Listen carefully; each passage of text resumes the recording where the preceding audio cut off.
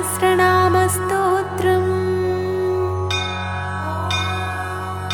देव्योवाच श्रीकण्ठकरुणासिन्धो दीनबन्धो जगत्पते भूतिभूषितसर्वाङ्गपरात्परतरप्रभो कृताञ्जलिपुटा भूत्वा पृच्छाम्येकं दयानिधे आद्यायाचित्स्वरूपाया निर्विकारा निरञ्जना बोधातीता ज्ञानगम्या कूटस्थानन्दविग्रह अग्राह्यातीन्द्रिया शुद्धा निरीहा स्वावभासिका गुणातीता निष्प्रपञ्चा ह्यवां मनसगोचरा प्रकृतिर्जगदुत्पत्ति स्थितिसंहारकारिणी रक्षार्थं जगतो देवकार्यार्थं वासुरद्विषा नाशाय धत्ते सा देहं तत्तत्कार्यैकसाधकम् तत्र भूतरणार्थाय यज्ञविस्तारहेतवे विद्युत्केशहिरण्याक्षबालाकादिवधाय च आविर्बभूव या शक्तिर्घोरा भूताररूपिणी वाराही विकटाकारा दानवासुरनाशिनी सत्यसिद्धिकरी देवी घोराघोरतरा शिवा तस्याः सहस्रनामाख्यं स्तोत्रं मे समुदीरय कृपाले सोऽस्ति मयि चेद्भाग्यं मे यदि वा भवेत् अनुग्राह्या यद्यहं स्यां तदा वद दयानिधे। ईश्वर उवाच साधु साधु वरारोहे धन्या बहुमतासि मे शुश्रूषया समुत्पन्ना भक्तिश्रद्धान्विता तव सहस्रनामवाराह्या सर्वसिद्धिविधायि च तव चेन्न प्रवक्ष्यामि प्रिये कस्य वदाम्यहम् किन्तु गोप्यं प्रयत्नेन संरक्ष्यं प्राणतोऽपि च विशेषतः कलियुगे न देयं यस्य कस्यचित् सर्वेऽन्यथा सिद्धिभाजो भविष्यन्ति वराणने। ओमस्य श्रीवाराही सहस्रनामस्तोत्रस्य महादेव ऋषिः अनुष्टुप् छन्दः श्रीवाराही देवता ऐं बीजं क्रों शक्तिः पुंकीलकम् मम सर्वार्थसिद्ध्यर्थे जपे विनियोगः। ॐ वाराही वामनी वामा बगला वासवी वसुः वैदेही वीरशूर्पाला वरदा विष्णुवल्लभा वन्दिता वसुधा वस्या व्यात्तास्या वञ्चिनी बला वसुन्धरा वीतिहोत्रा वीतरागा विहायसी सर्वाखनिप्रिया काम्या कमला काञ्चनी रमा धूम्रा कपालिनी वामा कुरुकुल्ला कलावती यां याज्ञेयी धरा धन्या धर्मिणी ध्यानिनी ध्रुवा धृतिर्लक्ष्मी जया तुष्टिः शक्तिर्मेधा तपस्विनी वेधा जया कृतिः कान्तिः स्वाहा शान्तिर्दमारतिः लज्जामति स्मृतिर्निद्रा तन्त्रा गौरी शिवा स्वधा चण्डी दुर्गा भया भीमा भाषा भामा भयानका भूदारा भयः भीरुर्भैरवी भङ्गरा भटी घुर्घुरा घोषणा घोरा घोषिणी घोणसंयुता घना घना घर्करा च घोणयुक्ता घणासिनी पूर्वाग्नेये यातु याम्या वायव्युत्तरवारुणी ऐशान्योद्वाधस्थिता च पृष्ठदक्षाग्रमामग रुन्नाभिब्रह्मरन्ध्रार्क स्वर्गपातालभूमिग ऐं श्री ह्रीं क्लीं तीर्थगति प्रीतिर्धीर्घी कलाव्यया रुक्यजुस्सामरूपा च परा प्रोतिण्युदुम्बरा गदासि शक्तिचापेषु शूलचक्रश्रिधारिणी जरति युवती बाला चतुरङ्गबलोत्कटा सत्याक्षरा निधिर्नेत्री धात्री पौत्री परापटुः क्षेत्रज्ञा कम्पिनी ज्येष्ठा दुराधर्षा धुरन्धरा मालिनी मानिनी माता माननीया मनस्विनी मदोत्कटा मन्युकरी मनुरूपा मनोजवा मेदस्विनी मध्यरता मधुपा मङ्गलामरा माया माता मयहरी मृणानी महिलामृतिः महादेवी मोहहरी मञ्जुर्मृत्युञ्जयामला मांसला मानवा मूला महारात्रिर्मदालसा मृगां कामेन कामान्या महिषग्निमदन्तिका मोचा मोहं वृषा मोघा मदं मृत्युमलापः सिंहक्षमहिषव्याघ्रं मृगक्रोडाननाधुनी धरिणी धारिणी धेनुद्धरित्री धावनी धवा धर्मध्वना ध्यानपरा धनधान्यधरा प्रदा पापदोषरिपुव्याधिनाशिनी सिद्धिदायिनी कला काष्ठा क्षमा पक्षा हस्त्रुटिस्वासरूपिणी समृद्धा सुभुजा रौद्री राधा रागारमारणिः रामारतिप्रिया रुष्टा रक्षिणी रविमध्यगा रजनी रमणी रेवा रंकिनी रंजिनी रमा रोषा रोषवती रूक्षा करिराज्यप्रदारता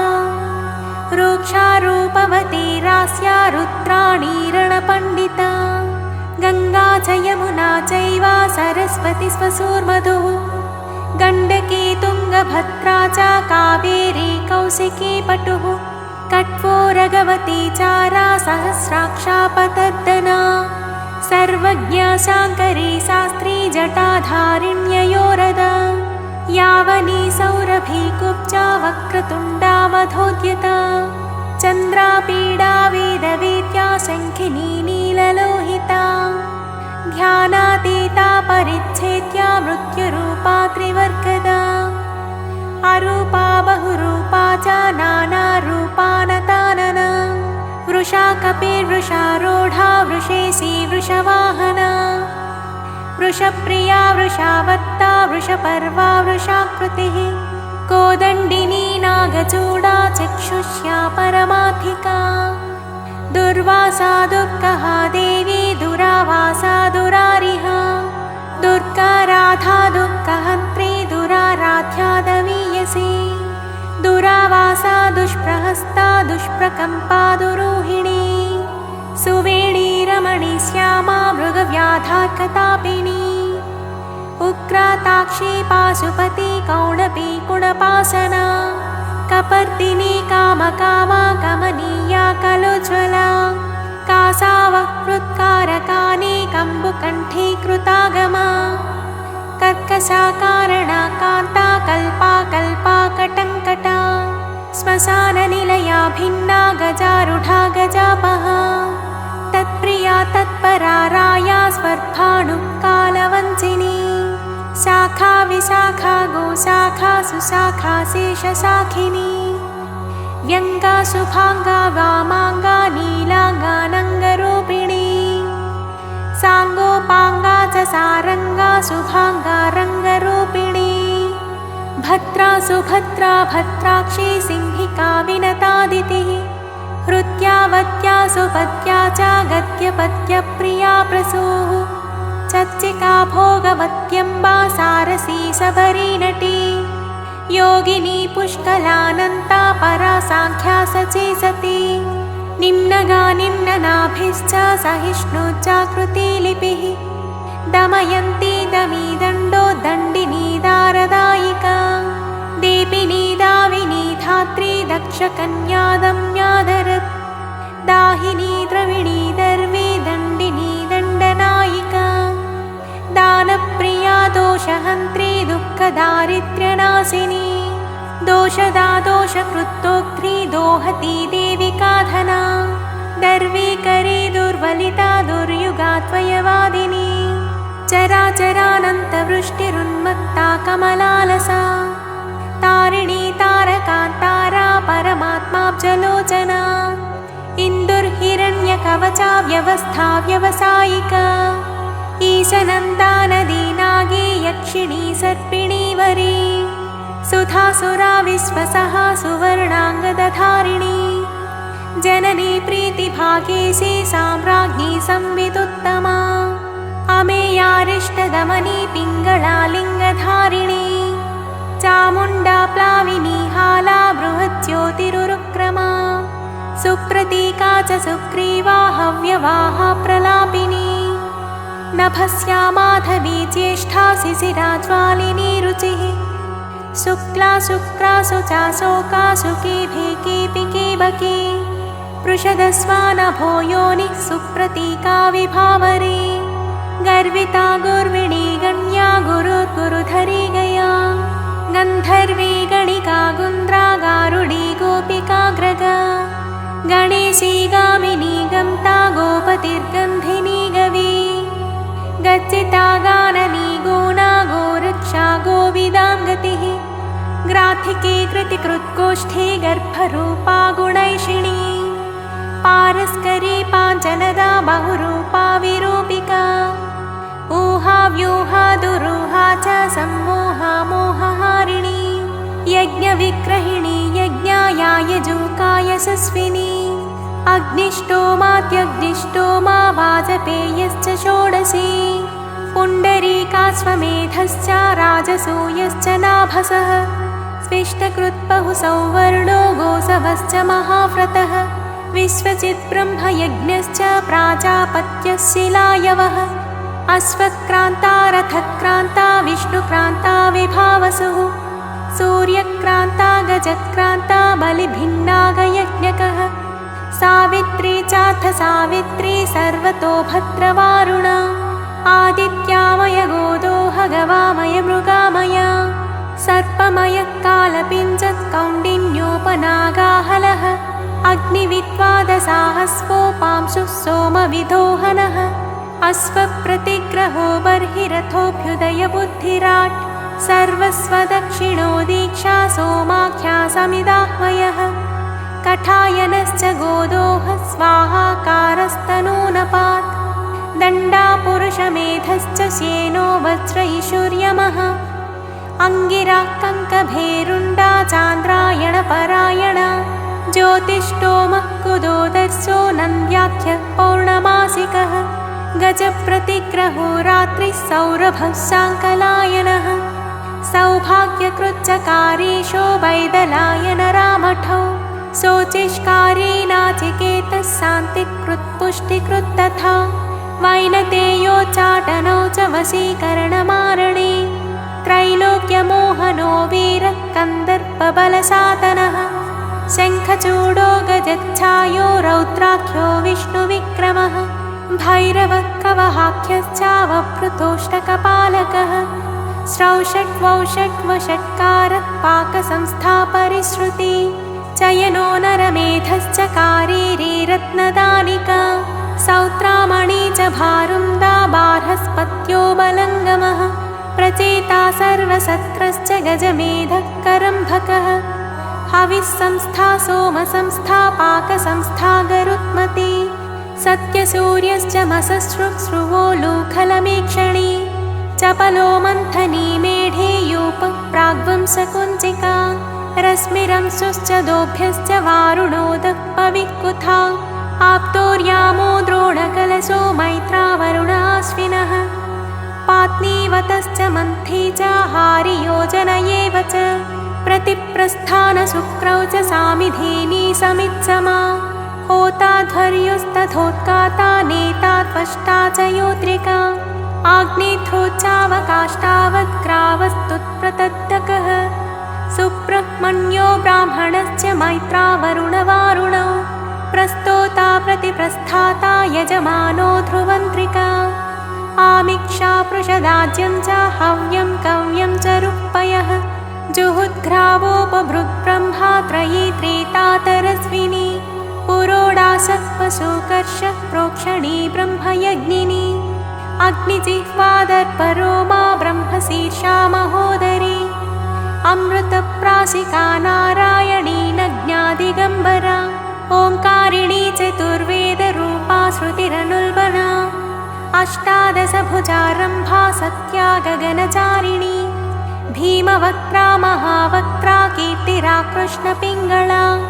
कृष्णमूर्धा महामूर्धा घोरमूर्धा भयानना घोरानना घोरजिह्वा घोररावा महाव्रता दीप्तास्या दीप्तनेत्रा च चण्डप्रहरणा जटे सुरभि सौलभि वीची छाया सन्ध्या च मांसला कृष्णा कृष्णाम्बरा कृष्णशाङ्गिनी कृष्णवल्लभा त्रासिनी मोहिनी द्वेष्या मृत्युरूपा भयापहा भीषणा दानवेन्द्रग्नी कल्पकर्ता क्षयङ्करी अभया पृथिवी साध्वी केशिनी व्याधिजन्मः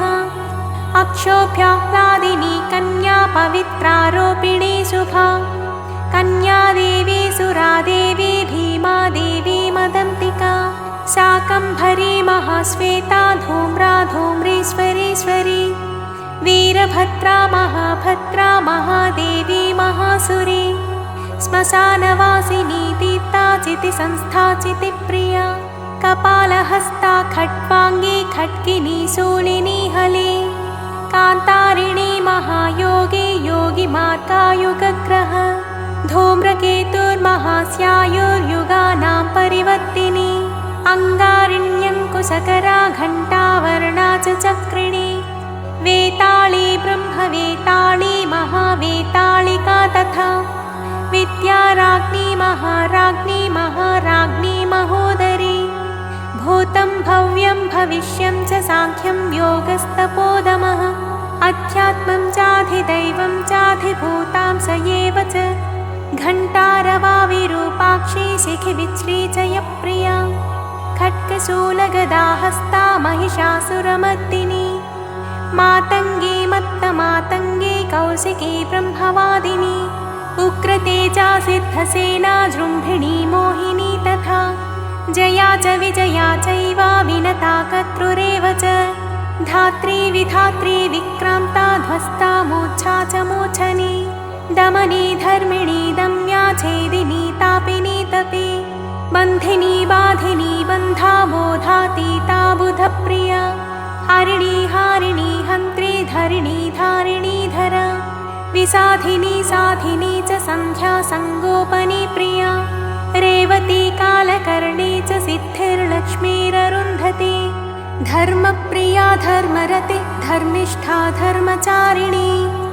व्युष्टिख्यातिः सिनीवाली कुहूऋतुमती मृतिः त्वाष्ट्री वैरोचनी मैत्री नीरजा कैटभेश्वरी भ्रमणी भ्रामणी भ्रामा भ्रमरी भ्रामरी भ्रमा निष्कला कलहा नीता कौलाकारा कळेवरा विद्युज्जिह्वावर्षिणी च हिरण्याक्षनिपातिनी जितकामा कामृगया कोला कल्पाङ्गिनी कला प्रधाना तारका तारा हितात्मा हितभेदिनी दुरक्षरा परब्रह्म महादाना महावहा वारुणी व्यरुणी वाणी वीणा वेणी विहङ्गमा मोदप्रिया मोदगिनी प्लवनी प्लाविनी प्लुतिः अजरा लोहिता लाक्षा प्रतप्ता विश्वभोजिनी मनोबुद्धिरहङ्कार क्षेत्रज्ञा क्षेत्रपालिका चतुर्वेदा चतुर्भारा चतुरन्ता चरुप्रिया चर्विणी चोरिणी चारी शाङ्करी चर्मभैरवी निर्लेपा निष्प्रपञ्चा च प्रशान्ता नित्यविग्रह स्तव्या स्तवप्रिया व्याळा गुरुराश्रितवत्सला निष्कलङ्का निरालम्बा निद्वन्द्वा निष्परिग्रह निर्गुणा निर्मला नित्या निरीहा निरघानवा निरिन्द्रिया निराभासा निर्मोहा नीतिनायिका निरिन्धना निष्कला च लीलाकारा निरामया मुण्डा विरूपा विकृता पिङ्गळाक्षी गुणोत्तरा पद्मगर्भा महागर्भा विश्वगर्भा विलक्षणा परमात्मा परेशानी परापारा परन्तपा संसारसेतुक्रूराक्षी मूर्च्छा मुक्ता मनुप्रिया विस्मया दुर्जया दक्षा दनुहन्त्री दयालया परब्रह्मानन्दरूपा सर्वसिद्धिविधायिनी एवमुड्डामरातन्त्रान्मयोद्धृत्य प्रकाशितम् गोपनीयं प्रयत्नेन नाख्येयं यस्य कस्यचित् यदिच्छसि द्रुतं सिद्धिमैश्वर्यं चिरजीविताम् आरोग्यं नृपसम्मानं दानान्यस्य तु कीर्तयेत्